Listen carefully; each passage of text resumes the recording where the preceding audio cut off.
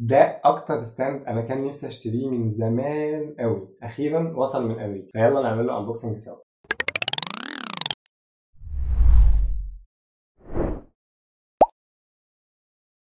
طبعا هي العلبه مفتوحه، بس عشان اولا هو اتفتح في الجمارك مره عشان يتراجع، كمان عشان احنا عملنا له انبوكسنج في فيديو الانبوكسنج بتاع المنتجات اللي جبناها كلها من امريكا، من امازون امريكا.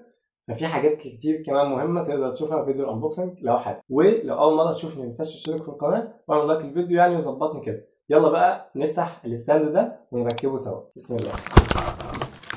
مبدئيا الصوره باظت خالص. بيجي معاه اول حاجه الكفر بتاعه ده، تمام، هنسيبه على جنب. دي حاجه يعني تكنيكال كده هفهمها لكم برضه. دي شنطه. ليه بتيجي الشنطه دي؟ عشان السي ستاند اولا ده سي ستاند. السي ستاند ده مش ستاند واقف كده، هو الستاند اللي بيبقى كده عشان مثلا تعمل منه اوفر هيد شوت، عشان تركب عليه اوكتا بوكس. الستاندات اللي بتبقى واقفه هتشوفوه طبعا كمان شويه ومايله كده، عشان مثلا يعني انا عاوز حاجه تبقى جنبي قدامي هنا بس الدنيا ضيقه، طب ما انا ممكن احطها في الجنب وتيجي بميل عليا. دول بيسموها سي ستاند. فالسي ستاند الايد بتاعته اللي مايله دي اوقات لو انت مركب هنا حاجه تقيله ممكن يميل، صح؟ فمن الناحيه الثانيه جبنا الشنطه دي اي حاجه تقيله عندنا ونعلقها هتبقى عامله تقل من هنا، بس كده. طيب هنتاخد الشنطه برضه على جنب. بيجي معاه عجل. العجل ده عشان نحركه بيه، لان احنا طبعا جايبين حاجه بروفيشنال مش جايبين حاجه تثبت على الارض. هنتاخده برضه. دي رجله بتتفتح هنشوفها كمان شويه. وده السي ستاند، ده اللي هيميل هنشوفه يعني تقيل قوي. يعني من اكتر الحاجات اللي عجبتني، انا دورت على سي ستاند كتير قوي. اكتر ستاند شفته ريتد على امازون كان بتاع نيو ستاند. سي ستاند هو ميتال وتقيل قوي. في حاجات منهم بلاستيك بتبقى ارخص، ده ميتال تقيل جدا جدا، فانا فعلا مش عارف اشيله. يعني الرجل بتاعته لوحدها كبيره جدا. فاحنا هنقوم بقى نركبه سوا دلوقتي. يلا بينا. اول عايز اشوف حاجه لو هم جايبين مانيوال معانا. ماشي، هم مش جايبين مانيوال، ودي حاجه يعني خلينا نقول ان هي حاجه سلبيه. يعني حاجه كبيره زي دي المفروض يبقى جاي معاها مانيوال. طيب بسم الله. اول حاجه ده خلونا نفتحه سوا.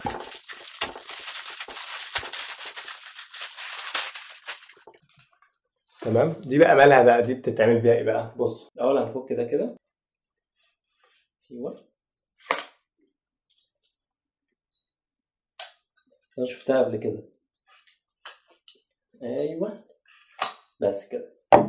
بصوا هو بيقف كده اهو كده، تمام. هنحطه بقى على الارض. انا هتعب في تنظيف الحاجات اللي هنا على فكره. مبدئيا احنا هنركب العجل الاول. بص بقى، انت عندك اوبشن ان انت تسيبها زي ما هي كده او تركب العجل عشان يعني لو محتاج، فانا هركبه.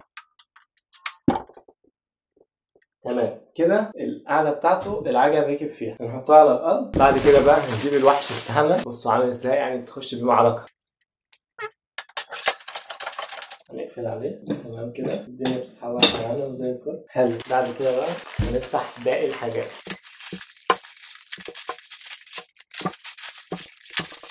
دول بقى حاجتين عشان يركب فيهم السي ستاند نفسه بقى. بصوا دي بتلف كده، دي بتنفصل عن الثانيه، تربطهم بدي عشان نقفل على حاجه. تمام كده. ودي طبعا نفس الكلام، يعني هو جاي قطعتين. هنشوف بقى بيتعمل بيهم ايه دلوقتي. يا جماعه انا عاوز اقول لكم الستاند خلاص وصل للسقف ولسه فيه شويه وقت كمان.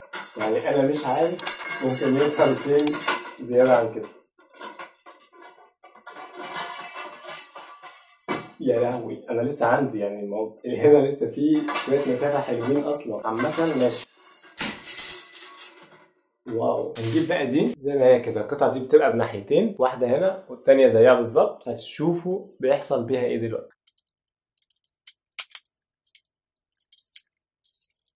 تمام. وبنربط بقى كده. طبعا انا عاوز الف بقى بما انها عجل. اجيب دي كده